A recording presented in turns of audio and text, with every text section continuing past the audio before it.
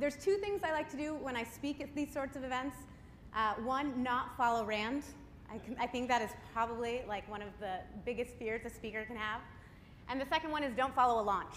So I think I'm really set up for success here. We've launched 3 things, and I'm following Rand. So I am really excited to be talking about retargeting. It's a really interesting topic in the sense that it's not, traditionally what SEOs would want to learn, right? But a lot of what Rand just said kind of funnels into this perfectly. This concept that all of you are working really hard to get traffic to our sites, right? These sites are your babies. And as you bring people in, retargeting is an excellent way to capitalize on that traffic. Capitalize is not the happiest word in the world, but we are marketers. We want to nurture these relationships. We want to make a sale. And retargeting can be nicely kind of just laid over a lot of the organic efforts to get that extra boost of your time and your energy. So originally I wanted to talk about maximizing the power of retargeting. And I was like, I'm going to take the angle, I'm going to go all advanced, drop all this stuff. And I thought to myself, okay, but what do I know best? Like what's the part of retargeting I know best? Which led me to change the title to my huge mistakes, my absolute biggest disasters that I've done with retargeting and the lessons I've learned. I consider myself an expert in setting up some things incorrectly and fixing them fast. More than any other channel at SEO Moz, I have learned this through trial and error. Like Cyrus alluded to, there aren't as many resources out there right now. While it's been around for a long time in some form or another, it still is kind of in its infancy of adoption. So I'm going to kind of jump right in. I did want to put in a couple slides that kind of just quickly summarize, like really quickly, because I know that some people here are really familiar with what retargeting is, and some people might not. So just to be really clear on what it is the act of putting your message back in front of lost prospects. So someone, at its most primitive, someone visits your site, you cookie them, it places them into an audience that you can then target with ads later. As they wander to the sites, which are represented by these beautifully crafted blue boxes, they then see your ads all over the web. And the goal is to get them back to your site. And the true goal is to get them back there further down in that funnel. So they're closer to a conversion, or they're closer to that second action. Just to drive it home with some numbers, really exciting stuff. We all know the first one, somewhere between 95 and 98% of visits to the site don't convert, whatever conversion means to you and your company. These people are coming and they're leaving. Retargeting directly addresses these people. Retargeted consumers are 70% more likely to convert for you than a non-retargeted consumer because they have that first brand impression. They know who you are, they're excited about it, right? And then this other part, which is really exciting, is that they're likely to spend up to 50% more with you. So whatever that means in your metrics, they are a more qualified user, they're happier, they're more gung-ho, they have all these different interactions with you, they're excited about it. So these are some huge numbers, and hopefully they're convincing for everyone so that we can really kind of jump in. I want to leave everyone with some takeaways to go home, whether you guys decide to run some retargeting ads, or if you just pitch it to your clients as a good supplement to your SEO knowledge, You can charge for those things on an hourly basis, I hear. So there's some really good things around this. So my first retargeting lesson that I learned pretty intensely, secrets don't keep friends. When we first start channels, right, and we test them out, we all love testing things, and we usually do it kind of on the sly, right? I'm going to see if it works. I don't want to go lose a ton of money. I certainly don't want to get everyone's hopes up. And that's what we did with retargeting. Well, it started to work really well. So I was like, up that budget, let's do this. Didn't really let Rand know or anything, but that's okay. And we threw some money at it. And when you do that, everyone in the company started noticing because they saw ads like this. I apologize to Rand for pulling these from our inbox. But like this went down, okay? We could all take a moment and look at that really beautiful situation. We have Rand over here in someone's, I will not notify who it is, but someone in the staff, their OkCupid queue, right? We're all looking for love. Well, here's Rand. I'd love to hear what you think. Like right next to all these Seattle men. It's so awkward. I apologize to Geraldine. And then over here, like really? Does Jennifer Aniston love SEO? I don't know. I don't know what's happening here.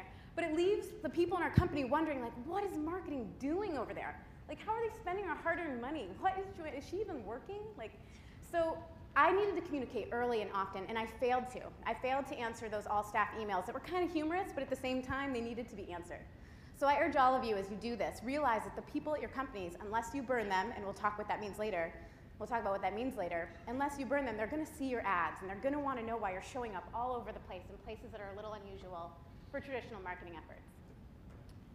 So the second lesson, I'm having a hard time with this guy. The second lesson is picking the right dance partner for you. I think we all know the importance of, what's happening? Am I hitting the right button? We all know the importance of picking the right vendor. And we do this right. We know it can be very time consuming, emails, phone calls, all that stuff. And I would say that at SEO Moz, I jumped right in. I went looking for the people that were mentioned the most. There weren't a ton of resources. I wanted to get started quickly. And it's worked out well for us. We work with Retargeting over here on the far left. They've been great. There's also 2 other big players in the space. I urge you all to do your due diligence and really explore the options out there. I put some pros in some of the cons that we've seen. Great customer service over here with Retargeting. We are able to test quickly. They don't drive you into contracts really fast. They're pioneers. They literally have been doing this among the longest of all of them. There's a little, tweaks around the transparency of the numbers that I think they're working on doing, and they're working on ramping up their analytics dashboard. Over here with ad roll and fetchback, you see that they're a little further along in analytics, but a lot of them try to drive you into contracts. Ad roll is like a $10,000 start if you want full service, so keep all this in mind. Just as a little kind of free resource, down at the bottom there is a link. I've put together a long list of questions, all the things you should consider, a way for you to do quick due diligence on a retargeting agency. So feel free to grab that link and print it out and use that to guide you. The third lesson is making sure the foundation is solid. This has been by far the hardest thing for me to do at SEO Moz. I'm not as strong a technical marketer as some of my marketing counterparts, but there's a lot involved when you're doing retargeting. So there's 3 main codes that you really need to have in place. You need to know where to put them. You need to make sure that they stay there, that they don't get reverted in some code publish. The first one's the concept of the segment code. It's a pretty easy one. It builds your audience. You would normally put that in your header or your footer of your entry pages, so your home page, your landing pages, the key pages you want to target. At SEO Moz, I did this wrong to start. I was like, let's get the biggest audience we can. And even currently today, we're still running the audience pixel across most of the site. I would say that hurts us in the long run because I have to spend that much more time optimizing those funnels post getting the audience set up. So I have to be a lot more diligent about trying to get new ads up and trying to test it, and we're still working on that. But I would say if you're going to start, you need to decide if you want to start small with that audience. Only put it in a couple segments in the site that you really know is a pre-qualified user. Or if you want to roll it out and go big and then optimize on the latter half of it. So it's a decision. They both have pros and cons, but that's the big piece. The burn code is my nemesis. I self-admittedly messed this up 3 times. Do you know how hard it is to mess up one thing 3 times? It's like it takes a lot of practice, and I've managed to do it. So the burn code is what you use to unpixel someone. If someone comes to your site, they then go out to the web, they check it all out, they come back, they convert. You want to unpixel them so you're not continuously spending your money. As some of you may know, you may still see our ads even though you're pro members. I've had a lot of people send me emails. I appreciate those. Tweets, appreciate those. We had a hard time with this to start. And that's why I put that 3rd box up so I could share a horribly embarrassing story. And I put it up there so that I couldn't chicken out. And I had to actually tell you about it. When we first started, I was like, well, obviously, we're going to put it on the thank you page. That's where we need to burn people. Makes total sense. Quickly realized that does not address the already current 10,000 pro members that are out there. So that's why you all saw ads for months, because I leaked budget out. And I kind of felt a little bit like this. It's kind of this moment in marketing, like, really, dude? Did I do that? So then I thought to myself, okay, I'm going to go back and we're going to put it in the pro dashboard, because that's where people log in. Makes complete sense. We'll get everyone from the 10,000 before. We'll get everyone from here on out. Well, duh, like not everyone logs in through the pro dashboard. So sweet, again, messed up. It's really beautiful. So we finally came up with this conclusion. We're going to put the burn pixel across the whole web app. We'll capture everyone at any entry point. And that's the aha moment, like finally. And I know it sounds really ridiculous to mess up something 3 times, but when it comes to these codes, your funnel's constantly evolving. Like your entry points are constantly changing. Are they registered? Are they logged in fully? Have they purchased a second purchase? Did they start another account? You need to keep all this in mind as you set up these filters, because as you create and sculpt these audiences, they are the key to success when it comes to your retargeting efforts. And the third one is just the conversion code. I luckily didn't really mess this one up, but it goes on the thank you page, and it's what helps drive those numbers for you, and we'll talk about those numbers in a minute. So lesson number 4 with retargeting, stop taking things so seriously. I think this one is probably my favorite part about retargeting is you can really get creative with those creatives. You're not tied to a lot of the traditional concepts around display marketing ads, which is this idea that like you have to do so much in one ad, right? Because you don't know if they've ever heard of you before. You have to introduce yourself, you have to validate yourself, so you have to put in trust signals, you have to put in calls, you have to, all this sort of stuff. Oops, jumped again. I don't know how to go backwards. There we go.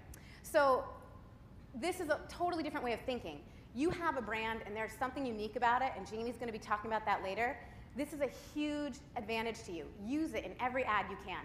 I try to stick to the traditional concepts of ads for retargeting, which is that you have introducers, your brand, something that's like, hey, you checked out our site, don't forget about us, we dig ya.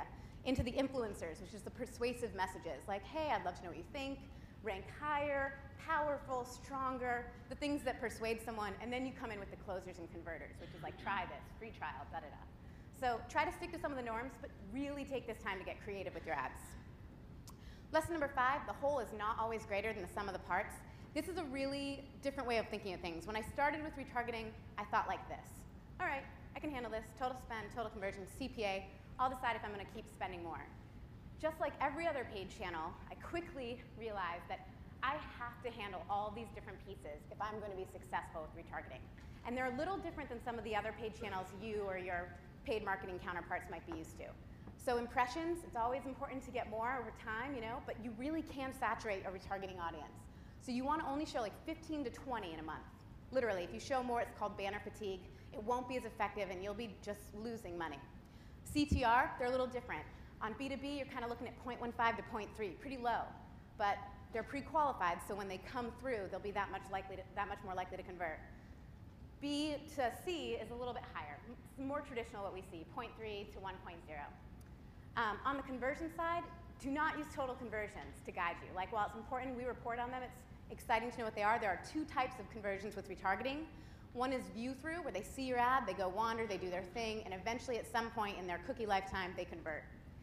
Then there's click through, which is what we work off of at SEO Moz. It's a more conservative view. They see your ad, they click through, they convert. So just knowing that there's 2 different ones, your dashboards are going to report on both. Your agency might tell you to look at total. You have to decide what's right for your company. I keep doing this. And then just at the end, the CPC and CPM. A lot of the dashboards report on both. You can kind of look at your effective CPC or your effective CPM. You need to decide what's right for you, and you need to make sure that you've relayed that. If you do go outsource or if you do keep it internally, they're all working off the same metric. Use both if possible, right? Know all the numbers you can. So down at the bottom, there is a blog from Changeo that talks about these different numbers and these different metrics and how it's really important to look at the total outcome of a campaign. So number 6, micromanagement is for cool kids. I know that micromanagement gets like kind of a bad rap with SEOs, and all of us really, because we don't have the time to hone in on one thing for too long. We are multitaskers by trade. I do think micromanagement, when it comes to retargeting, is crucial because you need to look at your negative sites with insane diligence, absolutely obsessive. So just like if any of you do AdWords and you do the display network or even the search network and you're negativing out sites, you need to do that with retargeting because this is the biggest lever that you can pull. And I mean, to the point that you're really like dropping ones that are at 0.13 and reallocating funds to ones that are at 0.19. For us marketers, we think to ourselves, maybe that's not a big difference, but across these networks that are so vast, it absolutely makes a huge difference to your bottom line. This is AdRoll's dashboard. They are by far, I think, out of what I've seen, some of the most advanced analytics around your actual negative sites and your ability to see those metrics and the transparency to make those decisions. Lesson number 7, honesty is the best policy. Again, growing. I'm growing here at SEO Moz, and this lesson was an important one for me. I got a lot of these. Sorry if any of you are actually in the avatars, but just people yelling at me and voicing their concerns, you know, giving us the feedback that we need to hear because we have a standard that we try to uphold at SEO Moz. And this one's my favorite. Seriously, Joanna and SEO Moz, like, stop the retargeting madness. Because I was bombarding our people. I was just spending more and more. We were seeing such good conversions. And I had to be like, whoa, hold up. Like, what Rand was talking about, right? Like, I'm not going to use something that can be such a great nurturing tool and bombard people when they don't want to see it. So I was honest about it. I was like, whoa, I'm sorry. I'm still figuring this out. Like, grow with me. Thank you for your time. Thank you for your patience. Like, I hear you. And it's been really important. They gave us a lot of leeway to keep testing. So I appreciate the patience from people in the room. And it's really helped us at SEO Moz understand that we do need to be, we need to uphold the standard that we preach about so much. So this was definitely a learning experience. Tunnel vision sucks. This part is the one we're currently working on. It's really exciting. There are really like 7 different types to search retargeting. This is actually an infographic by Chango. It's great. And at SEO Moz, we've really focused on this upper right-hand side, which is on-site retargeting, which is a lot of the stuff I've been talking about today. And it's been really effective for us. What we're excited about is this over here. And this is the part I just wrote a blog post last night. It's up on the blog behind the latest one right now with the OSE launch. But it talks about leveraging your SEO for search retargeting. Search retargeting is awesome. We are so excited to try this. And it's the idea that they don't have to have visited your site. But yet you're still isolating out these pre-qualified audiences. So you can go after people that have searched organically for certain terms or brand keywords or target keywords. If you guys are having a hard time ranking for something, you're not seeing movement where you need to, supplement it with this. You can go after people that are on your partner sites. You can go after people that have engaged with Facebook custom tab pages. Anywhere that you can go after someone that has had a brand impression with you that hasn't necessarily visited your site. A great competitive analysis piece is to go after people that have visited your competitor sites. You can do this with search retargeting. Again, great post by Chango if you want to check out some of the ways they're doing it. They're putting out a lot of tests and case studies. So lesson number 9 is keeping the romance alive. This one is something, again, we're just starting to really do at SEO Moz, but I think certainly speaks to that idea of nurturing a relationship. So currently, or even kind of beginning, when I started with retargeting at SEO Moz, I was really focused on the conversion. I was like, this is great. We have a strong brand. People are going to come back. They're going to buy. My free trials are going to go through the roof. I'm going to take a vacation. It's going to be amazing. And then I realized, I was like, whoa, I'm just handing it off after they convert. I'm not really looking at the other pieces that can happen. And there's so much more. And this is called sequence retargeting. So it's the idea of the lifetime cycle. So, okay, now I have a burned audience, right, of pro customers, a lot of you in the room. What else can I send you? Now, I don't want to bombard you, but what else can I show you that you'd care about? New features, ads with new features in them, new launches. Maybe you guys want to know that we're holding a special deal for you guys to upgrade to annual. Maybe you want to know about our current conferences and events going on and how you guys get a discount. All sorts of things you can do to keep that relationship alive and vibrant. All very important stuff. And the last lesson is to really think bigger. So again, with retargeting and most paid search channels, and I know you'll hear more about this kind of in the next couple days, is oftentimes we trade off. We just kind of think to ourselves, I know how to get people here. I know how to get them in a beautiful experience. I know how to convert them. I know how to retain them. You're so stringent on what the actual sections are that you kind of forget there's so much more you can use with these channels. You can actually stop and block off 2 hours of your day and get creative with something. And that's what I urge you to do with retargeting. So this idea that you could go where no other search retargeter's gone before, just for some examples, about SEO Moz section. Maybe I put up a pixel that builds a separate audience when people visit about SEO Moz, and I target them with ads that I want them to have their first adjective impression, like loyal, innovative. I'm targeting them with the words that I want them to always remember. They're in an infant stage with our brand. They could be, it could be shaped very easily. Maybe Roger, right? So we're taking Roger to the new level, hopefully. We've committed to him. He's committed to us. I can use retargeting to build that brand. I can put him in unusual faces. I can put him in different ads and make him talk to you. I can help you establish a relationship with our brands. What about the jobs funnel? People that visit your marketplace. Tag them, put them in a special audience. Show them ads that mention that you were Seattle's best place to work. Show them testimonials of people that work there that love their job. Show them anything you need to get them to apply, right? To get those quality applicants that you might need to scale your business. Dangle the carrot, right? Kind of like what I talked about with the annual membership. Get that second conversion. Send them something new that they could sign up for. Get them back engaged in your conversion funnel for a second time. Email, you can drop that pixel in your email messages. It is very effective. You can send out your newsletter and you can get them back, and you can send out things, advertisements to your entire newsletter list. It's like, new white paper for download, come check it out. You can get them back reading content just by putting that pixel in your email messages. And then social engagement, right? So we all know, and you're going to be hearing a lot about it, how important the idea of getting that audience up and getting those people engaged. For all the pro members, we can put out ads. They're like, follow us, like us, engage with us, join the conversation. Like, this is a great way to do it. And in general, just really, what's next? Like, look at your site, decide the parts that are doing really well for you, and figure out a way to leverage retargeting there. Because you guys have worked your butts off to get traffic to the site, and this is a channel that has pre-qualified users to help you leverage those communications and leverage those visitors better. So that's all I have. I think I did it in the amount of time. But if you guys have any questions, I really do love talking about this stuff, so feel free to send them over.